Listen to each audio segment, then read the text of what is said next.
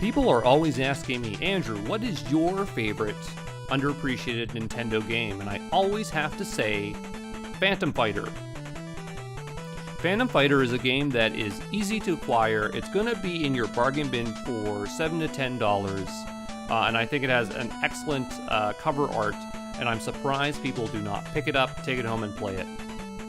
What makes Phantom Fighter different from other fighting games is that when you punch, when you kick, when you jump, when you roll, there is a delay from when it will actually connect. So you can't button mash your way through this game. You really have to be careful about your timing or you will get punished. And I think that makes an excellent challenge. It definitely can be frustrating for people that want a more casual game, but once you get that rhythm down, it's extremely rewarding. Of course, your character is going to be slow from the get-go, and that can be a bit frustrating, but it's okay because we're going to be able to upgrade our Kung Fu Master. We're going to be able to get better kicks, better jumps, better punches, better crawling, better speed, and we're going to be able to do this because there is a currency in the game, just like River City Ransom, where after you defeat your enemies, well, slightly different. When you defeat your enemies, the homeowner gives you ancient scrolls, and we're going to take those to our dojo, and we're going to learn some moves.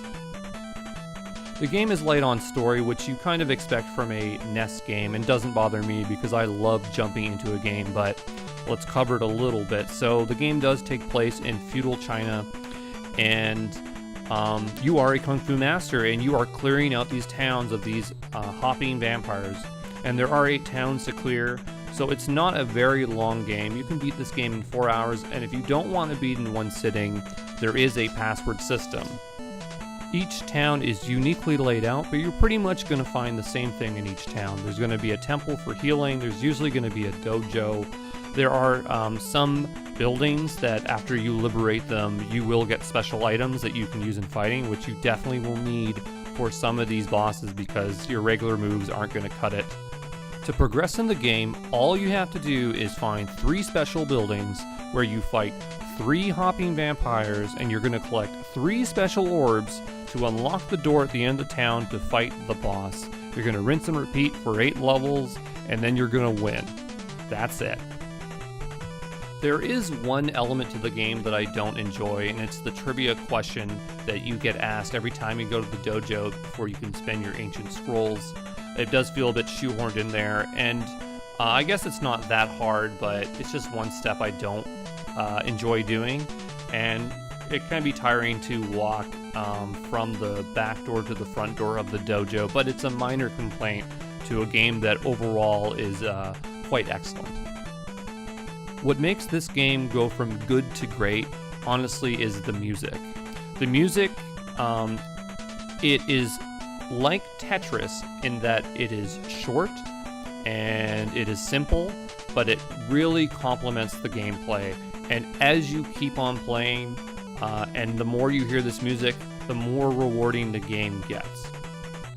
The music is so catchy that when any text appears on the screen for any reason, you will be reading that text as if it's lyrics to the music. I think the main reason why this game usually gets mediocre reviews, or it's just honestly never reviewed at all, is because people pick it up and they don't play it longer than 30-40 minutes to get over that technical hump to really appreciate the game itself.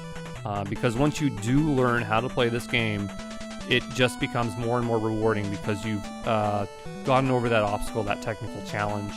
And it's a great game to sit your friends in front of because it's always fun to see friends struggle with games at the start, especially when your enemies are so ridiculous.